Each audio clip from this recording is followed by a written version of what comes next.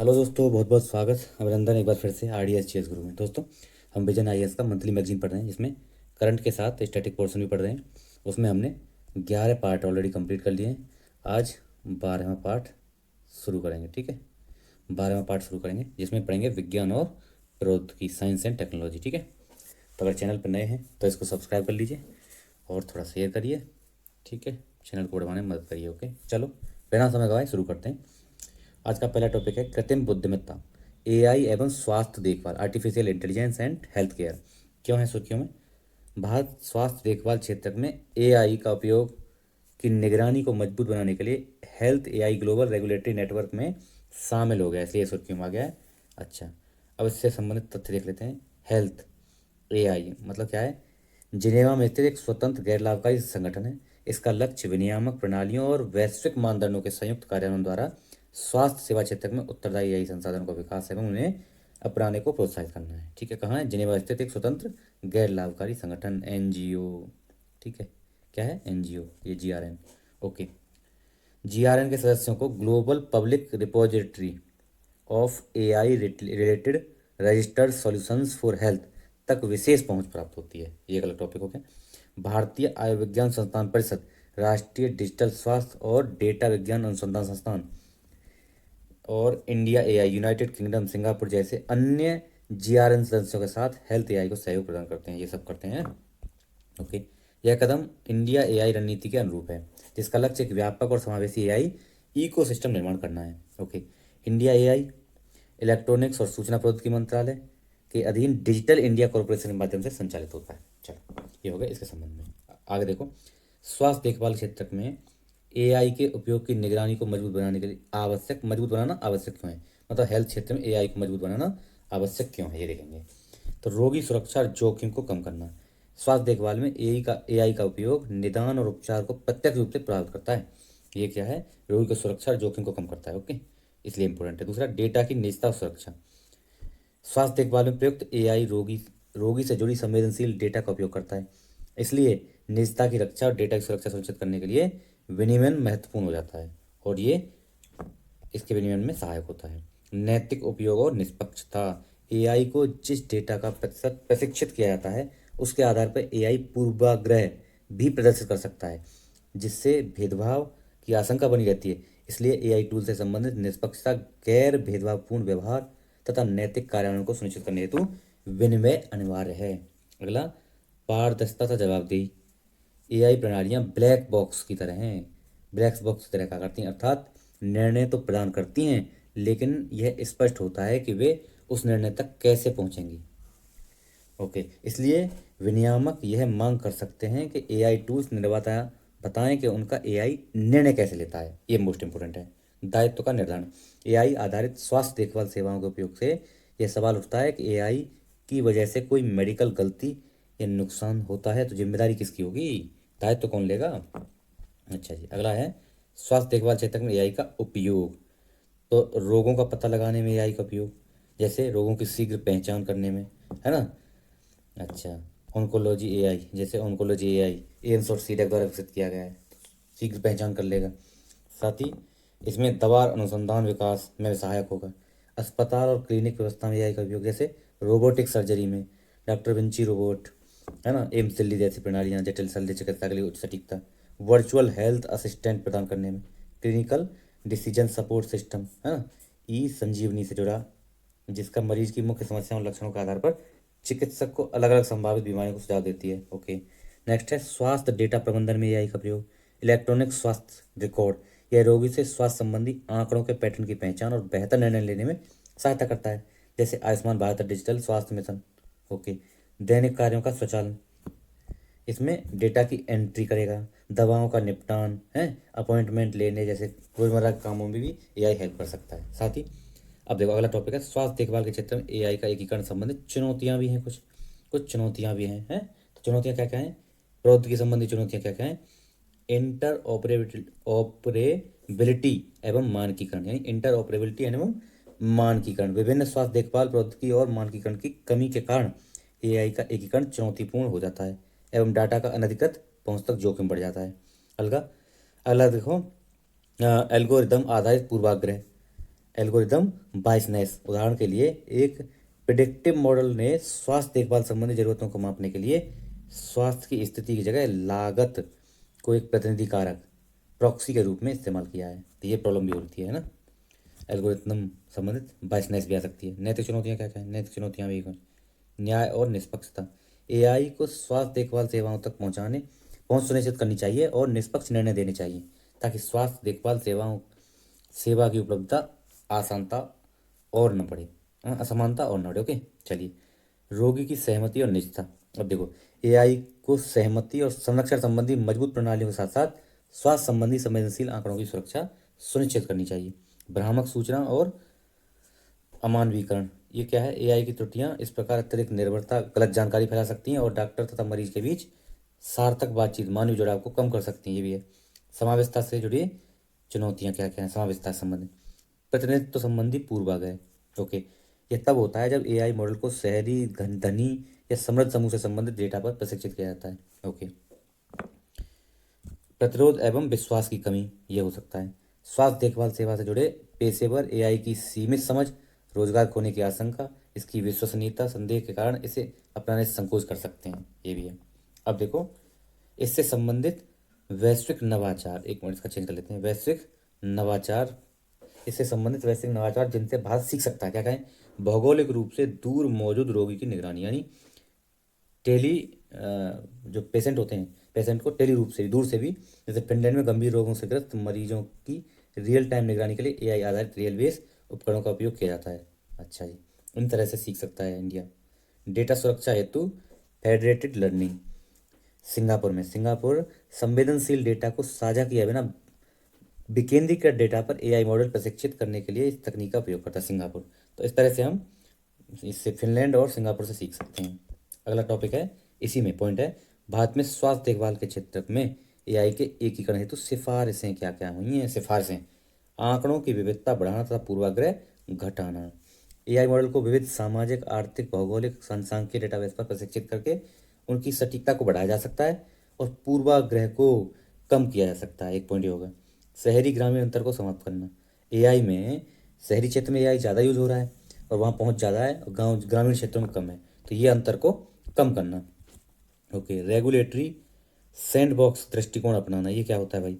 संयुक्त राज्य America, Canada, Japan, Indonesia जैसे देश विनियामकी यानी रेगुलेटरी नवाचार को बढ़ावा देने और एआई संचालित डिजिटल स्वास्थ्य समाधानों का मूल्यांकन करने के लिए सैंडबॉक्स का उपयोग करते हैं।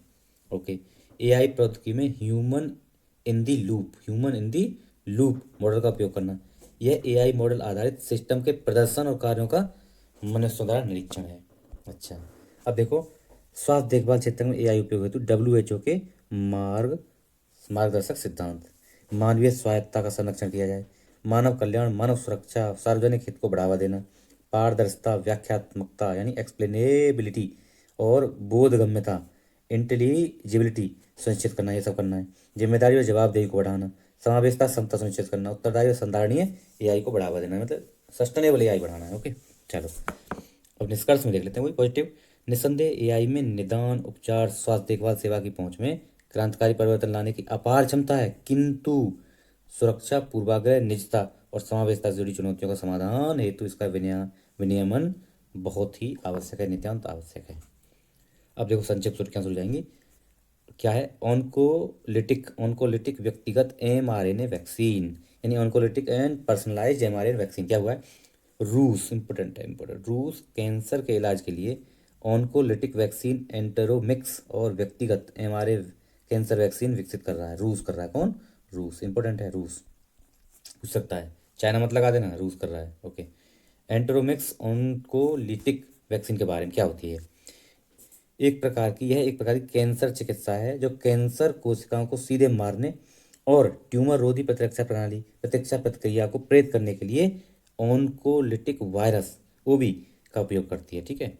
अगला, एंटोमिक्स चार गैर रोगजनक वायरसों के संयोजन पर आधारित है जिनमें घातक कोशिकाओं को नष्ट करने और साथ ही रोगी की ट्यूमर रोधी प्रतिक्रिया को सक्रिय करने की क्षमता होती है। ओके, mRNA तकनीक का उपयोग करके बनाया जाता है। यह वैक्सीन mRNA तकनीक का प्रयोग करके बनाया जाता है। इसे कैंसर के खिलाफ प्रतिरक्षा प्रतिक्रिया या इम्यून रिस्पॉन्स को सक्रिय करने के लिए निर्मित किया गया है। रूस की mRNA वैक्सीन एंटेरोमिक्स ने क्लिनिकल परीक्षाएं 100% सफलता दिखाई है। इंपॉर्टेंट है फ्री के लिए है, 100% सफलता इसमें मिल गई है। ओके, प्रारंभ में यह है कोलोरेक्टल कैंसर के इलाज के लिए बनाई गई जा रही थी। इसकी हर खुराक अलग अलग मरीज के लिए, अब ये इंपॉर्टेंट है, अलग अलग मरीज के लिए ट्यूमर की म्यूटेशन प्रोफाइलिंग यानी ट्यूमर में मौजूद बदलावों की जांच के आधार पर विशेष रूप से तैयार, हर मरीज के लिए अलग से। ओके, अब थोड़ा देख लेते हैं mRNA जो वैक्सीन होती हैं उसके क्या क्या फ़ायदे होते हैं। तीव्र विकास यानी रैपिड डेवलपमेंट होता है। वायरस को आनुवांशिक अनुक्रम जेनेटिक सीक्वेंस मिलते ही mRNA वैक्सीन जल्दी से तैयार की जा सकती है, तीव्र विकास किया जा सकता है जल्दी से। मजबूत प्रतिरक्षा प्रतिक्रिया स्ट्रॉन्ग इम्यून रेस्पॉन्स, यह एंटीबॉडी और टी कोशिकाओं, हाँ, टी कोशिका दोनों प्रकार की इम्यूनिटी को सक्रिय करती है। इससे समग्र सुरक्षा मिलती है, मजबूत प्रतिरक्षा समग्र सुरक्षा मिलती है। दूसरा हो गया जीवित वायरस की जरूरत नहीं होती इसमें, नो लाइव वायरस नीडेड। इसमें असली जीवित वायरस का प्रयोग नहीं होता, इसलिए बीमारी फैलने का खतरा भी नहीं होता है और यह प्रभावशीलता बनी रहती है। देखो क्या होता है, वैक्सीन में क्या है ना, असली वायरस का प्रयोग होता है, तो इसमें वायरस का प्रयोग नहीं होता, इसलिए खतरा भी कम है। अच्छा, अब देखते हैं टॉपिक व्यक्तिगत mRNA वैक्सीन के बारे में देख लेते हैं, यानी पर्सनलाइज्ड वैक्सीन। व्यक्तिगत वैक्सीन मतलब पर्सनलाइज्ड वैक्सीन, प्रत्येक रोग के ट्यूमर के आनुवांशिक परीक्षण के आधार पर विशिष्ट वैक्सीन, मतलब जिस मरीज में जिस तरह की प्रतिरक्षा तंत्र विकसित करना है उसी तरह की वैक्सीन यानी व्यक्तिगत पर्सनलाइज वैक्सीन तैयार की जा रही है।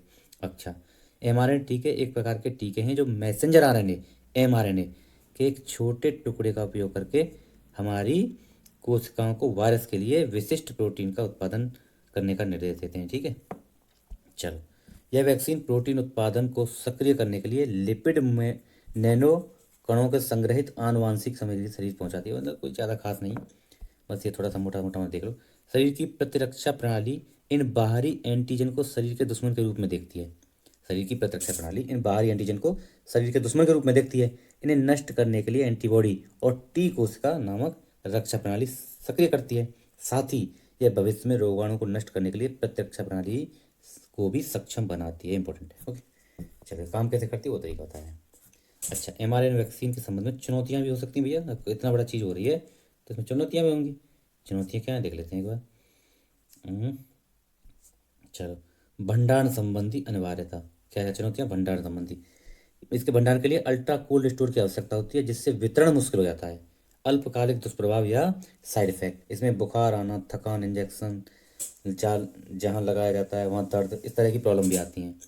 दीर्घकालिक सुरक्षा, mRNA वैक्सीन अपेक्षाकृत नवीन है इसलिए इसमें दीर्घकालिक प्रभावों का अभी अध्ययन किया जा रहा है। ये इसमें चुनौतियां हैं। अगला देखो, विश्व का सबसे बड़ा भूमि, अब ये देख लो तो कलर चेंज कर लेते हैं। विश्व का सबसे बड़ा भूमिगत न्यूट्रिनो डिटेक्टर सक्रिय हुआ है। World largest neutrino detector activated हो गया है। चीन में बनाया भैया, कहाँ पर, चीन में। चीन में विश्व का सबसे बड़ा न्यूट्रिनो डिटेक्टर सक्रिय हो गया है जिसे जियांग मिन भूमिगत न्यूट्रो वेधशाला जूनो जूनो नाम दिया गया है। जूनो नाम दिया है, इंपॉर्टेंट है प्री के लिए, बहुत इंपॉर्टेंट है ना। जूनो नाम है, जूनो, जियांग मिन भूमिगत न्यूट्रिनो वेधशाला जूनो। ओके, यह वेधशाला 700 मीटर की गहराई में, 700 मीटर गहराई में नीचे। अच्छा, अधिकांश न्यूट्रिनो वेधशालाएं इसलिए भूमिगत बनाई जाती हैं ताकि पृथ्वी की सतह कणों को रोक सके और म्यून्स जैसे कणों से होने वाले हस्तक्षेप को कम किया जा सके। म्यून्स एक प्रकार के प्राथमिक उप परमाणविक कण हैं जो इलेक्ट्रॉन्स के समान हैं। म्यून्स क्या है, इलेक्ट्रॉन्स के समान। अच्छा, जूनो, अब समझो भैया, जूनो के मुख्य उद्देश्य द्रव्यमान का क्रम यानी मास हायरार्की निर्धारित करना। द्रव्यमान क्रम निर्धारित करता है, मास हायरार्की निर्धारित करता है। इसका एक लक्ष्य 3 प्रकार के न्यूट्रिनो यानी इलेक्ट्रॉन न्यूट्रिनो, मियोन न्यूट्रिनो और टाउ न्यूट्रिनो के बीच द्रव्यमान के क्रम को निर्धारित करना है। ओके, दोलन आवृत्ति यानी ऑसिलेशन फ्रीक्वेंसी को मापता है। अच्छा जी, इसका उद्देश्य न्यूट्रिनो के दोलन की आवृत्ति को मापना है, यानी यह पता लगाना है कि न्यूट्रिनो कितनी बार एक प्रकार से दूसरे प्रकार में बदलते हैं, मतलब एक प्रकार से दूसरे प्रकार में बदलते हैं, कितनी बार बदलते हैं, ये दोलन आवृत्ति को भी मापते हैं। Okay, Juno. अच्छा, अब देखते हैं अन्य प्रमुख न्यूट्रिनो वेधशालाएं कहाँ कहाँ हैं। भारत आधारित न्यूट्रन वेधशाला, यह परमाणु ऊर्जा विभाग DAE तथा विज्ञान और प्रौद्योगिकी विभाग द्वारा संयुक्त रूप से वित्त पोषित है। तमिलनाडु के थेनी जिले की बेदी पश्चिम पहाड़ियों में, कहाँ है, तमिलनाडु के थेनी जिले में। इंपॉर्टेंट है प्री के लिए, मोस्ट इंपॉर्टेंट देख लेना। ओके, आइस क्यूब्स न्यूट्रिनो वेधशाला, दक्षिणी ध्रुव की हिम परत की गहराई से ब्रह्मांड का परीक्षण करने के लिए डिजाइन किया गया ice cubes. Okay. Tropical deep sea neutrino telescope Trident और deep underground neutrino experiment DUNE, क्रमशः चीन और अमेरिका में। ट्राइडेंट ये हो गया चीन में भैया, ये चीन में हो गया ट्राइडेंट, और ये अमेरिका में होगा deep underground neutrino experiment dune. Dune USA में हो गया, यूएसए, ठीक है, इंपॉर्टेंट है, प्री के लिए मोस्ट इंपॉर्टेंट। अब देखना ट्राइडेंट चीन में और ड्यून हो गया अमेरिका में, है ना। ओके, ये भारत में हो गया, कहाँ, तमिलनाडु में, थेनी जिले में। अब देखो न्यूट्रिनो के बारे में थोड़ा समझते हैं, न्यूट्रिनो के बारे में। हाँ, ओके। प्रकृति, ये उप परमाणविक कण हैं, इन्हें अक्सर घोस्ट पार्टिकल, क्या बोलते हैं, घोस्ट पार्टिकल भी कहा जाता है। इसमें कोई विद्युत आवेश नहीं होता, यह द्रव्यमान अत्यंत कम या शून्य होता है। उपस्थिति, फोटोन प्रकाश के कण के बाद दूसरे सबसे प्रचुर मात्रा में, मतलब प्रकाश के कण होते हैं फोटोन सबसे ज़्यादा, उसके बाद दूसरे होते हैं, दूसरे नंबर पर होते हैं, सबसे ज़्यादा होते हैं। ये पता लगाना, इनका पता लगाना मुश्किल होता है क्योंकि ये केवल कमजोर परमाणु बल और गुरुत्वाकर्षण के माध्यम से ही पदार्थ के साथ अंतरक्रिया करते हैं। विशेषताएं, ये सबसे शक्तिशाली चुंबकीय क्षेत्र से भी अप्रभावित रहते हैं। अब देख लो, उससे अप्रभावित रहते हैं, अपने स्रोत से लगभग प्रकाश की गति से सीधी रेखाओं में गमन करते हैं न्यूट्रिनो, है ना। फोटोन के बाद दूसरे नंबर पर आते हैं संख्या में। हो गया, चलो अगला टॉपिक पढ़ते हैं। क्या है अगला टॉपिक? अगला टॉपिक है भैया extreme nuclear transients, ENTs, extreme nuclear transients. Okay, खगोलविदों ने एक्सट्रीम न्यूक्लियर ट्रांजिएंट नामक एक नई प्रकार की परिघटना की पहचान की। परिघटना है ये, क्या है, एक परिघटना है। एक्सट्रीम न्यूक्लियर ट्रांजिएंट के बारे में पढ़ते हैं, यह है क्या चीज़। यह परिघटना तब घटित होती है जब सूर्य से कम 3 गुने बड़े सितारे, 3 गुने बड़े तारे सुपर मैसिव ब्लैक होल द्वारा नष्ट कर दिए जाते हैं। जब सूर्य से कम 3 गुने बड़े तारे सुपर मैसिव ब्लैक होल द्वारा नष्ट किए जाते हैं, तब यह घटना घटित होती है। जब कोई सितारा ब्लैक होल के इवेंट हेरोजाइन के पास पहुंचता है तो इसकी प्रबल गुरुत्वीय शक्तियाँ, टाइडल फोर्सेज, उसे लंबा, पतला और स्पेगेटी, अब देखो स्पेगेटी क्या होता है, बेलनाकार इतावली पोस्ट, एक पास्ता होता है, इतावली पास्ता होता है स्पेगेटी, पास्ता मतलब बेलनाकार, इस तरह का रोल, रोल जैसा रोल ऐसे, तो उस तरह की आकृति में बदल देती है, ठीक है। सितारा ब्लैक होल के इवेंट होराइजन के पास पहुंचता है तो उसकी प्रबल गुरुत्वीय शक्तियाँ इस तारे को लंबा, पतला और स्पेगेटी मतलब पास्ता जैसा आकृति में बदल देता है। इस प्रक्रिया में बहुत बड़ी मात्रा में इलेक्ट्रोमैग्नेटिक ऊर्जा उत्पन्न होती है। यही उत्सर्जन एक्सट्रीम न्यूक्लियर ट्रांजिएंट्स कहलाता है। जो उत्सर्जन होता है ना ये ऊर्जा का, वही कहलाता है ये। अगला पॉइंट है क्वासी मून, क्वासी मून। अब देखो खगोलविदों ने एक लघु क्वासी मून 2025 PN7, नाम क्या है, यदि के लिए इंपॉर्टेंट, क्या है, 2025 PN7 की पहचान की है, जो लगभग 60 वर्षों से पृथ्वी के पास परिक्रमा कर रहा है। पृथ्वी के पास कर रहा है, पृथ्वी के नहीं, पृथ्वी के पास परिक्रमा कर रहा है। क्वासी मून के बारे में पढ़ते हैं। अब देखो क्वासी मतलब होता है आधा, क्वासी मतलब है भी और नहीं भी, लगभग आधा। तो क्वासी मून क्या होता है, क्वासी मून को क्वासी सैटेलाइट भी कहते हैं। क्वासी मून एक खगोलीय पिंड है, क्या है, एक खगोलीय पिंड है। यह सूर्य की परिक्रमा करता है, लेकिन ग्रह की समांतर कक्षा की वजह से ऐसा लगता है कि मानो वह ग्रह के साथ गति कर रहा है। देखो ग्रह के समांतर कक्षा होती है, इसलिए ऐसा लगता है कि यह ग्रह की परिक्रमा कर रहा है, लेकिन ये ग्रह की परिक्रमा नहीं करता, ये सूर्य की परिक्रमा करता है, ठीक है, ये सूर्य की परिक्रमा करता है क्वासी मून। यह मुख्य रूप से सूर्य के गुरुत्वाकर्षण से प्रभावित होता है, ना कि ग्रह के गुरुत्वाकर्षण से। मोस्ट इंपॉर्टेंट है, सूर्य के गुरुत्वाकर्षण से प्रभावित होता है। ओके, यह एक वास्तविक चंद्रमा मून नहीं है, ये मून नहीं है, क्योंकि यह चंद्रमा की तरह प्रत्यक्ष रूप से ग्रह की परिक्रमा नहीं करता, इसलिए ये मून नहीं है, ये मून नहीं है, ठीक है। ओके, खगोलविद अब तक पृथ्वी के 6 ज्ञात क्वासी मून खोज चुके हैं। ये क्या है, क्वासी मून क्या है, मून नहीं होते, सैटेलाइट नहीं होते हैं, लेकिन सैटेलाइट जैसे लगते हैं, इसलिए इनको क्वासी मून बोला जाता है। ओके जी, चलो नेक्स्ट देखते हैं। भारत का सबसे बड़ा लिथियम आयन बैटरी विनिर्माण संयंत्र कहाँ बन रहा है, अभी देख लेते हैं। भारत के सबसे बड़े लिथियम आयन बैटरी विनिर्माण संयंत्र का उद्घाटन हरियाणा में किया जा रहा है। कहाँ, हरियाणा में किया जा रहा है। ओके, इंपॉर्टेंट है, यह संयंत्र जब पूरी तरह से तैयार होगा तो यह हर साल 20 करोड़ बैटरी पैक्स का उत्पादन करेगा। यह भारत के 50 करोड़ पैक्स संबंधी वार्षिक आवश्यकता 40% पूरा कर देगा।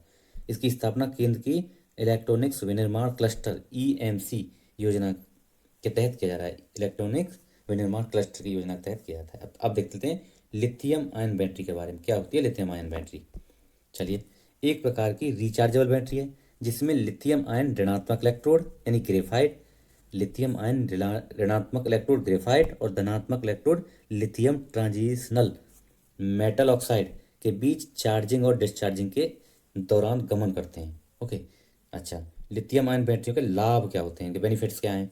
उच्च ऊर्जा घनत्व, ये बैटरियां बहुत कम जगह और वजन में ज़्यादा ऊर्जा यानी प्रति किलो 75 से 200 वाट घंटे स्टोर ऊर्जा स्टोर कर सकती हैं।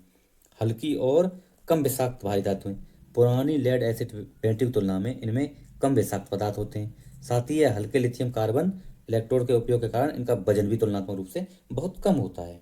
बेहतर प्रदर्शन करते हैं, इन्हें बार बार चार्ज और डिस्चार्ज करने पर भी इनके प्रदर्शन में ज़्यादा कमी नहीं आती।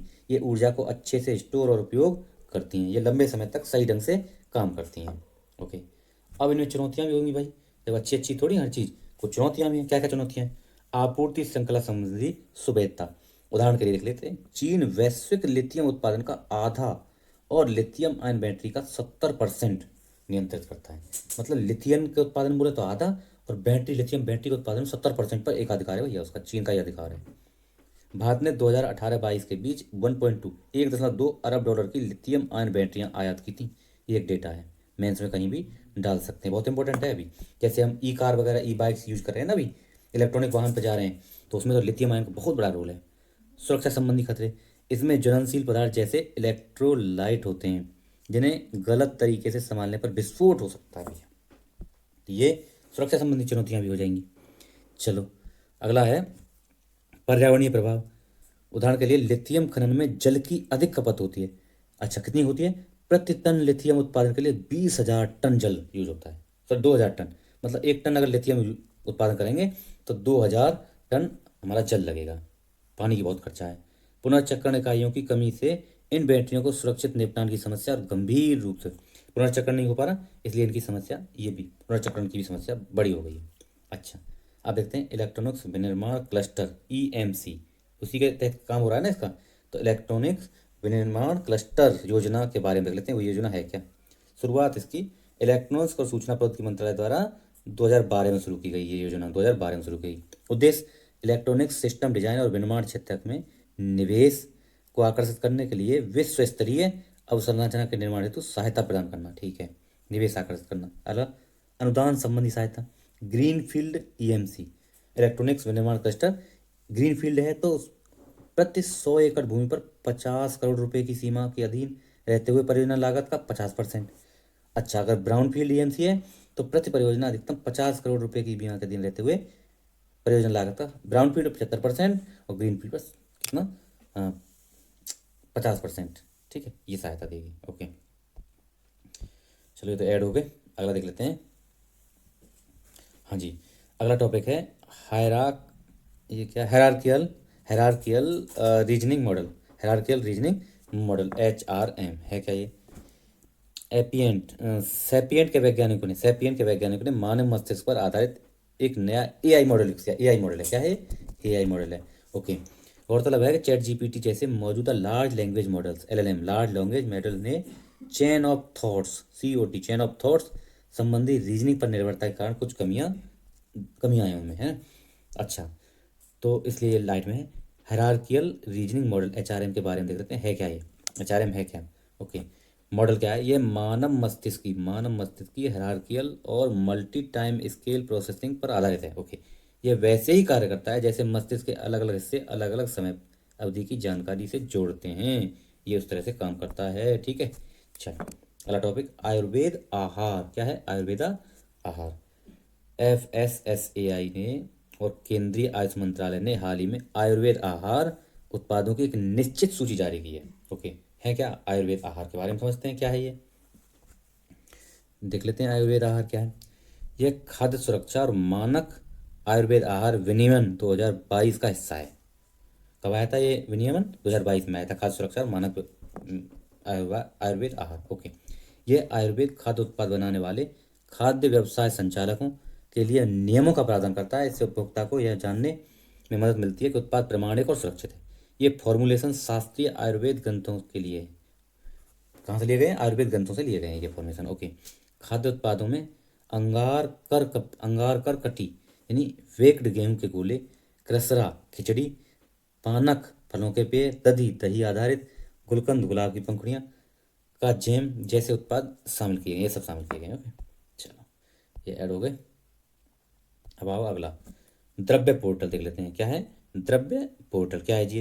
राष्ट्रीय आयुर्वेद दिवस कब होता है? 23 दिसंबर, मोस्ट इंपॉर्टेंट, 23 दिसंबर को आयुर्वेद दिवस। ओके, 2025 में जो मनाया गया उसके अवसर पर द्रव्य पोर्टल का शुभारंभ किया गया। ओके, द्रव्य से यहाँ से क्या होता है? Digitalised retrieval application for versatile yardstick of Ayush substances. Okay, द्रव्य पोर्टल के बारे में समझते हैं, है क्या ये मामला। मंत्रालय, आयुष मंत्रालय की पहल है। यह आयुर्वेद सामग्रियों और उत्पादों का बेहतर डेटा संग्रह के लिए सभी के लिए उपलब्ध है। ओके, सभी के लिए उपलब्धता है इसकी। इस डेटाबेस में लगातार वृद्धि हो रही है और यह विकसित हो रहा है। इस पर पारंपरिक आयुर्वेद ग्रंथों के साथ साथ आधुनिक वैज्ञानिक साहित्य और क्षेत्रीय अध्ययन भी शामिल हो रहे हैं। इंपॉर्टेंट है, मोस्ट इंपॉर्टेंट। ओके, चलो अगर इससे संबंधित आपको कुछ लगानी है तो यहाँ स्कैन करके लगा सकते हैं। ठीक है जी, 106 कंप्लीट हो गए हमारे। अब देखते हैं थोड़ा संस्कृति का टाइम है अभी, चलो है, एक मिनट देख लेते हैं। संस्कृति कल्चर, दादा भाई नौरोजी की 200वीं जयंती, ये कंप्लीट करके खत्म करेंगे। तो देखो भैया, सुर्खियों में क्या है, पूरे देश में दादा भाई नौरोजी की 200वीं जयंती मनाई गई है। ओके, तो इसमें दादा भाई नौरोजी के बारे में पढ़ लेते हैं। 1825 से 1917 तक इनका एक विद्वान, व्यवसायी और राजनीतिज्ञ थे। Grand old man of India और ऑफिशियल एम्बेसडर ऑफ इंडिया, ये भी एक है, ऑफिशियल एम्बेसडर ऑफ इंडिया भी कहा जाता है।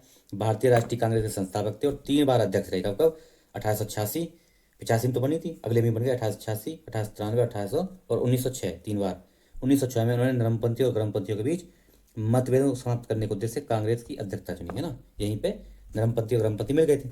एल्फिंस्टन कॉलेज के प्रोफेसर पद पर नियुक्त हुए और इसमें नियुक्त होने वाले पहले भारतीय थे। ओके, उन्होंने महिला शिक्षा के प्रचार पर काम किया। ओके, 1855 में व्यावसायिक गतिविधियों के लिए लंदन चले गए, जहां उन्होंने यूनिवर्सिटी ऑफ कॉलेज लंदन में गुजराती भाषा के प्रोफेसर के रूप में काम किया। 1875 में उन्हें बॉम्बे नगर निगम सदस्य निर्वाचित किया, बॉम्बे नगर निगम का सदस्य भी रहे। ओके, चलो अगला देखो, दादा भाई नौरोजी के प्रमुख योगदान देख लेते हैं। समाज सुधार में महिला शिक्षा को बढ़ावा दिया। 1848 में लिटरेरी एंड साइंटिफिक सोसाइटी की स्थापना। इस संस्था ने 1895 में बालिकाओं के लिए 6 स्कूल स्थापित किए। ओके, सुधारवादी विचारों के प्रसार, राष्ट्र गुप्तार समाचार पत्र की शुरुआत की। पारसी समाज में सुधार के लिए रहनुमाई मजदायसन सभा 1851 में उसको बनाया, इसके सह संस्थापक भी रहे। आर्थिक धन के बहिर्गमन सिद्धांत के बारे में बताया कि कराधान, वेतन, पेंशन, प्रक्षेपण, रेमिटेंस के नाम पर भारतीय संपत्ति को बाहर निकाला जा रहा है। प्रमुख साहित्यिक कृतियाँ, poverty and unBritish rule in India, ये सब लिखी। ओके, इनके प्रयासों के परिणाम स्वरूप भारत सरकार की वित्तीय नीति की जांच के लिए एक शाही आयोग, बेल्वी आयोग अध्यक्ष की नियुक्ति हुई। बेल्वी आयोग, दादा भाई नौरोजी इसके सदस्य थे। बेल्वी आयोग बनाया गया है ना इसी के लिए, और दादा भाई नौरोजी इसके सदस्य रहे। इसके अतिरिक्त उन्होंने वॉइस ऑफ इंडिया नामक एक समाचार पत्र, वॉइस ऑफ इंडिया समाचार पत्र इन्हीं का था। राजनीतिक योगदान क्या है इनका? नरमपंथी नेता, वे नरमपंथी नेता थे। याचिका, प्रार्थना, विरोध जैसे संवैधानिक तंत्र का यूज करते थे। संस्थाओं की स्थापना, अच्छा, 1865 में लंदन इंडिया सोसाइटी। कब?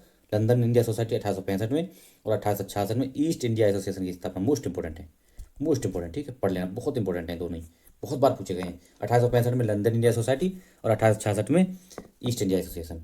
ब्रिटिश संसद में पहले भारतीय सांसद वे 1892 में आम चुनाव में फिन्सबरी सेंट्रल लिबर्टी पार्टी की लिबरल पार्टी की ओर से चुने गए थे, फिन्सबरी सीट से 1892 में। ओके, नेतृत्व एवं मार्गदर्शन, नौरोजी ने बाल गंगाधर तिलक, गोपाल कृष्ण गोखले, महात्मा गांधी जैसे भविष्य के कांग्रेस नेताओं का सलाह और महत्वपूर्ण भूमिका निभाई। भैया नैतिक कार्य, उन्होंने अपनी पुस्तक द ड्यूटीज ऑफ जेरोस्ट्रियंस में विचार, वाणी और शुद्धता के कार्य पर बल दिया, शुद्धता की आवश्यकता पर बल दिया। शिक्षा में देख लेते हैं। प्रारंभिक शिक्षा सार्वभौमिकरण, भारत में अनिवार्य प्राथमिक शिक्षा को लागू करने की दिशा में प्रथम सार्थक प्रयास दादा भाई नौरोजी ने किया। उन्होंने ज्योतिबा फुले के साथ मिलकर 1882 में भारतीय शिक्षा आयोग, हंटर आयोग के लिए समक्ष 4 वर्ष की अनिवार्य प्राथमिक शिक्षा की मांग की। निष्कर्ष देख लेते हैं। दादा भाई नौरोजी एक दूरदर्शी राष्ट्रवादी थे। उन्होंने समाज सुधार, आर्थिक समालोचना, राजनीतिक सक्रियता का समन्वय कर भारत के स्वतंत्रता संग्राम की नींव रखी। उनके द्वारा स्वराज के समर्थन, धन के बहिर्गमन सिद्धांत ने राष्ट्रवादी आकांक्षाओं को एक नई एवं स्पष्ट दिशा दी। आज भी समानता, शिक्षा और शासन स्वशासन के संबंधित जनता, उनका दृष्टिकोण भारत के लोकतांत्रिक और विकासात्मक यात्रा के लिए प्रेरणा स्रोत है, मोस्ट इंपॉर्टेंट है। ठीक है, तो आज यहीं रोकेंगे, बड़ा हो गया थोड़ा। अगर आप चैनल पर नए हैं तो इसको सब्सक्राइब कर लीजिए, शेयर करिए, थोड़ा चैनल को बढ़ाने में मदद करिए। Okay, thank you so much. कहाँ तक पहुँच गए हम? ठीक है, 107, 8वां चल रहा है। चलो बढ़िया चल रहा है, 2-3 दिन में ख़त्म कर देंगे। Okay, thank you so much, जय हिंद। शेयर करिए थोड़ा सा, हाँ।